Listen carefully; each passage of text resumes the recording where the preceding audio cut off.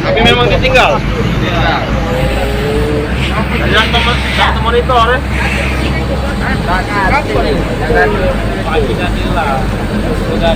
Kan banyak iPhone di belakang itu. Jam berapa bang?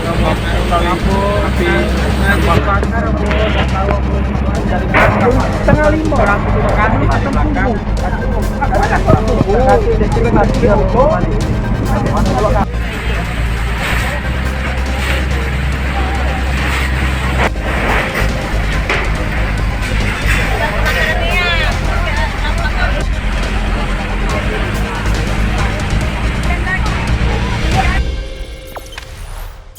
Jangan lupa subscribe, share, komen, dan like ya.